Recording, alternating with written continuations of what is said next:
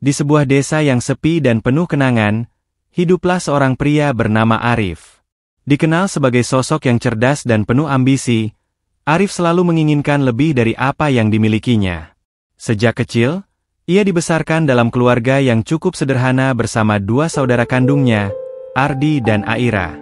Meskipun mereka hidup dalam keterbatasan, cinta dan kasih sayang keluarga selalu memenuhi rumah mereka. Namun, seiring berjalannya waktu, sifat Arif berubah. Ia mulai merasa bahwa ia lebih berhak mendapatkan segala yang lebih dari saudara-saudaranya. Ia memanfaatkan segala kesempatan untuk memperoleh keuntungan pribadi, tanpa peduli pada perasaan saudara-saudaranya yang selalu berusaha keras bekerja untuk keluarga. Arif melihat dunia sebagai tempat di mana hanya mereka yang kuat yang dapat bertahan, sementara yang lemah akan terkubur.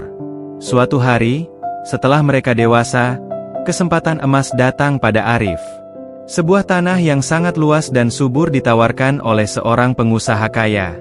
Arif merasa ini adalah peluang yang sangat berharga. Namun, alih-alih berbagi atau mengajak saudara-saudaranya untuk ikut bekerja sama, Arif memilih untuk membeli tanah itu sendiri dengan uang yang ia dapatkan dari hasil menjual sebagian harta warisan orang tua mereka. Tanpa sepengetahuan Ardi dan Aira, Arif menggunakan semua kekayaan yang mereka miliki, berharap dapat memulai hidup yang lebih baik dan mengesampingkan mereka. Ardi dan Aira hanya bisa terdiam melihat Arif dengan penuh ambisi, namun mereka tidak pernah menyadari bahwa niat buruk Arif sedang berkembang di dalam hatinya. Mereka percaya pada kata-kata Arif yang selalu meyakinkan mereka bahwa keputusan tersebut adalah untuk kebaikan bersama. Sayangnya, Arif telah menabur benih-benih kebohongan dan pengkhianatan yang kelak akan memetik hasil yang sangat pahit. Waktu berlalu, dan Arif semakin tenggelam dalam kesuksesannya. Tanah yang ia beli berkembang pesat, sementara hubungan dengan saudara-saudaranya semakin renggang. Ardi yang terus bekerja keras sebagai petani merasa ditinggalkan, begitu pula dengan Aira yang memilih menjadi seorang ibu rumah tangga. Mereka tidak lagi memiliki hubungan yang akrab dengan Arif, yang semakin sibuk dengan dunia bisnis dan kekayaannya. Namun, karma tidak pernah tidur. Meskipun Arif tampak bahagia dengan hidupnya, ada sesuatu yang lebih gelap yang menghantuinya, penyesalan yang ia sembunyikan dalam-dalam. Suatu pagi yang tenang, Arif terbangun dengan tubuh yang lemas dan rasa sakit yang luar biasa. Ia mencoba untuk bangun, tetapi tidak mampu menggerakkan tubuhnya. Sebuah kejadian yang tak pernah ia bayangkan sebelumnya. Penyakit lumpuh datang begitu cepat. Ketika Arif pertama kali merasakan gejala lumpuh, ia tidak tahu harus berbuat apa. Pada awalnya, ia hanya merasa sedikit lelah dan tertekan, seolah-olah tubuhnya tidak mampu lagi menahan segala beban hidup yang semakin berat. Namun, beberapa hari kemudian, gejala tersebut semakin memburuk. Tubuhnya terasa kaku dan nyeri di setiap sendi. Ia merasa sangat lemah, tetapi enggan untuk mengakui bahwa sesuatu yang serius tengah terjadi padanya. Sebagai seorang yang terbiasa mengendalikan segalanya, Arif tidak mau merasa lemah. Dia mencoba untuk tetap menjalankan aktivitasnya seperti biasa. Pagi hari, ia berusaha bangun dari tempat tidur dan berjalan menuju meja kerjanya, seperti biasa merancang proyek-proyek bisnis yang selalu membuatnya sibuk. Tetapi saat ia mencoba untuk berdiri, kakinya terasa begitu berat. Keinginan untuk bergerak begitu besar, namun tubuhnya tidak mengikutinya. Arif terjatuh ke lantai, dan rasa panik mulai menguasai pikirannya. Dia mencoba untuk bangun dengan tangan yang gemetar, tetapi tubuhnya seolah menolak. Ia merasa ketakutan, tetapi ia berusaha menenangkan dirinya. Mungkin ini hanya kelelahan, pikirnya. Ia berbaring kembali di tempat tidur, menunggu beberapa saat, berharap bisa kembali normal seperti sebelumnya. Tetapi semakin lama, gejala tersebut semakin parah. Seluruh tubuhnya terasa mati rasa, dan setiap kali ia berusaha menggerakkan tubuhnya, rasa sakit yang luar biasa datang menghampirinya. Keputusasaan mulai menyusup ke dalam hatinya. Arif, yang selama ini begitu kuat dan ambisius, kini merasa lemah dan tidak berdaya. Ia merasa hidupnya berubah dalam sekejap, seperti langit yang tiba-tiba mendung. Tak ada lagi yang bisa ia lakukan selain berbaring, merasakan perasaan cemas dan khawatir yang semakin mendalam. Kekecewaan terhadap dirinya sendiri mulai muncul, dan ia mulai menyadari bahwa tubuh yang dulu ia banggakan kini menjadi beban yang tak terhindarkan. Hari-hari berlalu begitu lama, dan Arif semakin tenggelam dalam rasa sakit dan keputusasaan. Setiap kali ia menatap cermin, ia melihat dirinya yang semakin rapuh. Wajahnya yang dulu tampak penuh semangat kini terlihat pucat dan lelah. Tangan yang dulu bisa menggenggam erat kini tak bisa lagi menggerakkan benda-benda di sekitarnya. Tubuh yang dulu penuh kekuatan kini terbaring tak berdaya. Arif merasa seperti terjebak dalam tubuh yang tidak lagi mengenal dirinya. Keinginannya untuk bangkit dan melanjutkan hidup semakin surut, digantikan oleh penyesalan yang dalam dan berat. Namun, yang lebih menyakitkan adalah kenyataan bahwa dia kini terpisah dari dunia yang selama ini ia anggap sebagai kebanggaan hidupnya. Bisnisnya yang dulu berkembang pesat kini seolah tidak ada artinya. Tanah yang telah ia beli dengan darah dan keringatnya, proyek-proyek besar yang ia rancang, semua itu kini hanyalah kenangan yang tak dapat ia nikmati lagi. Ia tidak lagi bisa terlibat dalam dunia yang ia bangun sendiri. Semua orang yang dulu ia anggap sebagai pengikut setia kini menjauh. Mereka tidak lagi membutuhkan Arif yang dulu kuat dan berwibawa.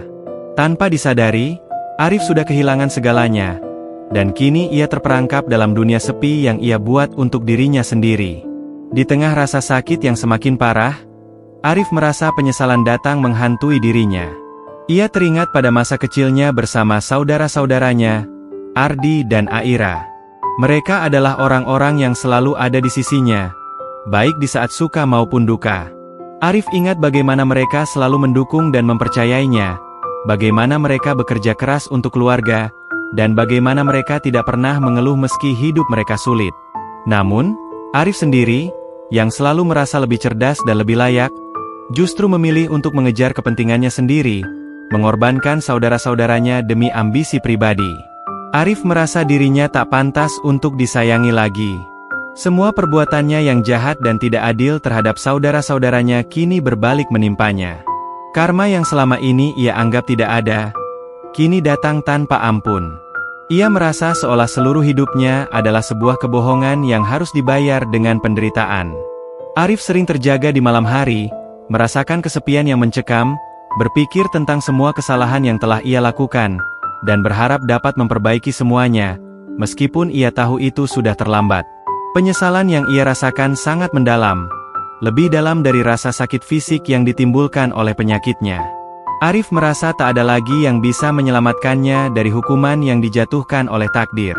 Ia merasa tidak hanya telah mengkhianati saudara-saudaranya, tetapi juga dirinya sendiri. Kini, tidak ada lagi yang bisa ia lakukan selain berbaring, terperangkap dalam penderitaan yang ia ciptakan sendiri. Suatu hari, ketika rasa sakit yang luar biasa datang menyerang, Arif teringat pada hari-hari bersama Ardi dan Aira. Mereka dulu berjuang bersama, berusaha untuk membangun hidup yang lebih baik meski dalam keterbatasan. Arif teringat betapa besar cinta yang diberikan mereka, betapa banyak pengorbanan yang telah dilakukan untuk keluarga. Arif merasa terhimpit oleh rasa bersalah yang begitu berat, hingga tak mampu lagi menahan tangisan yang tiba-tiba mengalir deras. Ia merasakan bahwa dirinya tidak hanya kehilangan saudara-saudaranya, tetapi juga harga dirinya sebagai seorang manusia. Dalam kesendirian yang mendalam, Arif berusaha untuk meminta maaf dalam hati. Ia tahu bahwa kata-kata itu tidak akan pernah cukup untuk menghapus dosa-dosanya. Namun, ia ingin agar Ardi dan Aira tahu bahwa ia benar-benar menyesal. Ia ingin mereka tahu bahwa meskipun ia telah mengkhianati mereka, ia tetap mencintai mereka sebagai saudara. Meskipun ia tidak bisa mengubah masa lalu, setidaknya ia berharap mereka bisa merasakan penyesalan yang tulus dalam hatinya. Namun, waktu terus berjalan, dan Arif semakin tidak berdaya.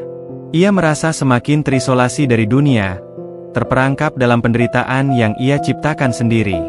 Tak ada yang bisa ia lakukan selain menunggu.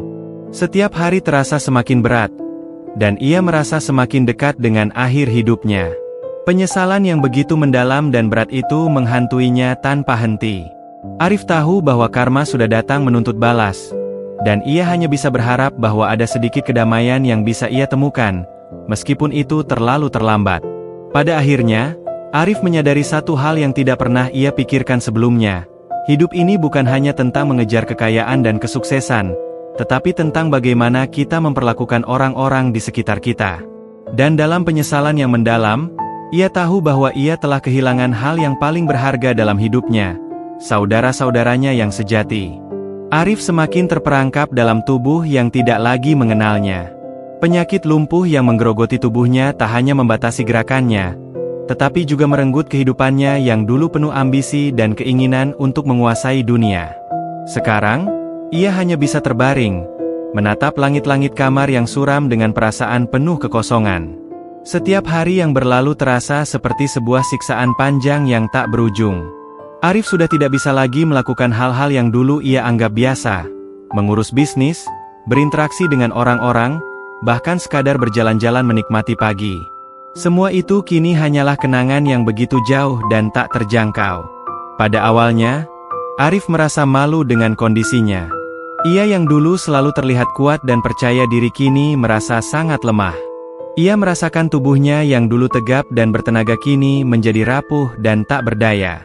Rasa sakit yang datang secara bergelombang membuatnya semakin tak berdaya. Tiap kali ia mencoba untuk bergerak, tubuhnya terasa seperti terkunci, dan rasa nyeri yang menyeluruh membuatnya tak bisa tidur nyenyak. Ia hanya bisa terbaring di tempat tidur, merasakan sakit yang datang dan pergi tanpa pernah memberi ampun. Namun, semakin lama, Arif mulai menyadari bahwa penyakit yang dideritanya tidak hanya menghalangi tubuhnya untuk bergerak, tetapi juga mulai mengubah cara pikir dan perasaannya. Penyakit ini seolah memberinya waktu untuk merenung, untuk melihat kembali hidupnya dengan sudut pandang yang berbeda. Arif tak bisa mengelak dari kenyataan bahwa ia kini merasa sangat terisolasi. Keputusan-keputusan buruk yang pernah ia buat, dan kebohongan yang ia sebarkan kepada saudara-saudaranya, kini menjadi seperti batu besar yang menghimpit dadanya. Setiap kali ia berusaha untuk meraih kembali kendali atas hidupnya, ia merasa bahwa dirinya terjerat dalam sebuah labirin tanpa jalan keluar. Meskipun ia sudah terbaring tak berdaya, rasa penyesalan dan keputusasaan tidak pernah berhenti menghantuinya. Ia sering mengingat kembali hari-hari indah bersama Ardi dan Aira, saudara-saudaranya yang selalu ada, yang selalu percaya padanya meskipun Arif selalu mengabaikan mereka. Betapa mudahnya ia dulu melupakan mereka, menganggap mereka sebagai beban yang menghalangi jalan hidupnya yang penuh ambisi. Arif sekarang merasa bahwa ia telah membuang kesempatan untuk menjalani hidup yang lebih berarti bersama mereka. Alih-alih bersatu, ia malah memilih jalan kesendirian, berharap bisa mencapai semua yang ia inginkan tanpa memikirkan akibatnya. Kini, saat terbaring lemah, Arif merasa kehilangan begitu banyak hal. Bahkan hal-hal kecil yang dulu ia anggap sepele, seperti berbicara dengan sahabat atau berkumpul dengan keluarga, kini terasa seperti kemewahan yang tak akan pernah ia nikmati lagi. Ia tak bisa lagi merasakan kedekatan dengan orang-orang terdekatnya. Arif menyadari bahwa kekayaan dan kesuksesan yang ia raih selama ini tak berarti apa-apa tanpa adanya hubungan yang sejati. Betapa miskinnya hidupnya tanpa kehadiran orang-orang yang dulu selalu mendampinginya, yang selama ini ia abaikan. Penyesalan itu semakin mendalam ketika Arif merasa semakin lemah. Ia hanya bisa menatap dengan kosong saat matahari terbenam di luar jendela kamar. Hari-harinya semakin lama semakin suram. Arif mulai merasakan bahwa tubuhnya benar-benar tidak lagi miliknya. Setiap hari yang berlalu terasa semakin berat, semakin mengisolasi dirinya dari dunia yang ia kenal. Sebelumnya, ia selalu memiliki tujuan, selalu tahu apa yang harus dilakukan untuk mencapai ambisinya. Tapi sekarang, dengan tubuh yang lumpuh, ia tak lagi tahu harus bagaimana. Tidak ada lagi tujuan yang bisa ia kejar, tidak ada lagi impian yang bisa ia raih. Suatu malam, ketika Arif merasa semakin terisolasi dan kehilangan harapan, ia teringat pada saat-saat kecil bersama Ardi dan Aira. Ia ingat bagaimana dulu mereka bertiga saling bergantung satu sama lain, bagaimana mereka saling berbagi mimpi dan harapan meski hidup mereka tidak mudah. Mereka saling mendukung meski tidak memiliki banyak harta. Arif merindukan kebersamaan itu, merindukan hari-hari di mana mereka tertawa bersama tanpa peduli tentang kesulitan hidup. Kini, ia hanya bisa mengingatnya dengan rasa sakit yang begitu mendalam, seakan-akan kenangan itu semakin jauh dan tak bisa dijangkau lagi. Namun, penyesalan yang mendalam itu tidak cukup untuk mengubah apa yang telah terjadi. Arif sadar bahwa ia tidak bisa lagi membalikan waktu, tidak bisa lagi memperbaiki kesalahan-kesalahan yang telah ia buat. Semua keputusan yang salah, semua pengkhianatan yang ia lakukan terhadap saudara-saudaranya, semuanya kini terbayar dengan sakit yang tak terperikan. Bahkan jika ia bisa meminta maaf, Arif merasa bahwa itu tidak akan cukup untuk menghapus luka yang telah ia timbulkan. Ia tahu bahwa saudara-saudaranya tidak akan pernah bisa melupakan pengkhianatannya, dan mungkin mereka tidak akan pernah memaafkannya. Keputusasaan semakin menghampiri Arif. Ia merasa bahwa tidak ada lagi yang bisa ia lakukan selain menunggu. Menunggu apa? Mungkin menunggu kematian yang sudah mulai mendekat, atau mungkin menunggu sebuah keajaiban yang tidak pernah datang. Tetapi apapun itu, Arif merasa tidak memiliki kendali atas hidupnya lagi. Dia merasa seperti terjebak dalam sebuah siklus yang tak bisa dihentikan. Setiap detik yang berlalu semakin memperburuk kondisinya, semakin membuatnya merasa semakin lemah, semakin terperangkap dalam tubuh yang tidak bisa ia kendalikan. Di tengah-tengah kesepian yang mencekam, Arif mulai berpikir tentang hidupnya yang penuh dengan ambisi, kekayaan, dan pengkhianatan. Ia tahu bahwa tidak ada satupun dari hal-hal itu yang dapat memberikan kebahagiaan sejati. Kekayaan yang ia miliki sekarang tidak berarti apa-apa tanpa adanya kasih sayang dan hubungan yang tulus dengan orang-orang terdekat. Ia merasa hidupnya telah terbuang sia-sia, dan yang tersisa hanyalah penyesalan yang mendalam. Arif memandang keluar jendela, berharap bisa melihat sesuatu yang bisa memberi harapan. Tetapi yang ia lihat hanyalah langit yang kelabu, yang semakin menambah kesuraman dalam hatinya. Ia merasa terasingkan, seolah-olah dunia ini bukan lagi tempat untuknya. Semua yang dulu ia anggap penting kini terasa sangat tidak berarti. Segala sesuatu yang ia peroleh melalui kerja keras dan kebohongan kini hancur tak tersisa. Bahkan tubuhnya yang dulu kuat dan sehat kini menjadi sumber penderitaan yang tak terelakkan. Dalam kondisi yang semakin memburuk, Arif akhirnya merasakan sesuatu yang lebih dari sekadar penyesalan, kesadaran. Kesadaran bahwa hidup ini tidak hanya tentang pencapaian pribadi, tetapi tentang bagaimana kita memperlakukan orang-orang di sekitar kita. Betapa bodohnya ia selama ini, menilai orang-orang yang paling dekat dengannya hanya berdasarkan apa yang bisa mereka berikan untuknya.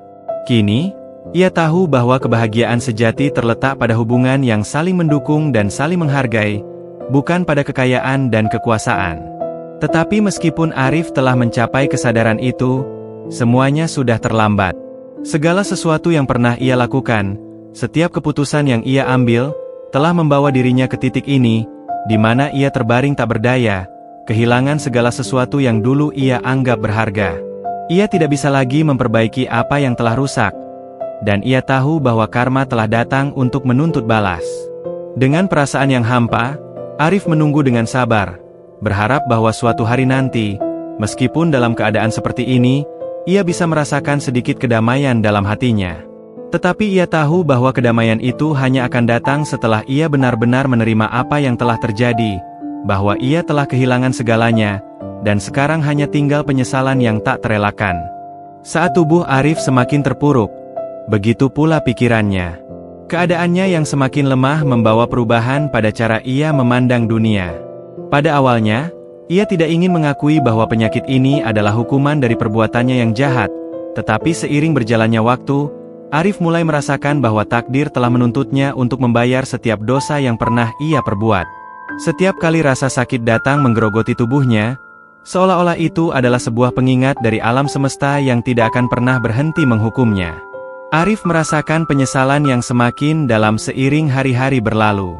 Ia tahu bahwa hidupnya yang dulu penuh ambisi dan keinginan untuk memperoleh segalanya dengan cara yang egois kini membawa konsekuensi yang tak bisa dihindari.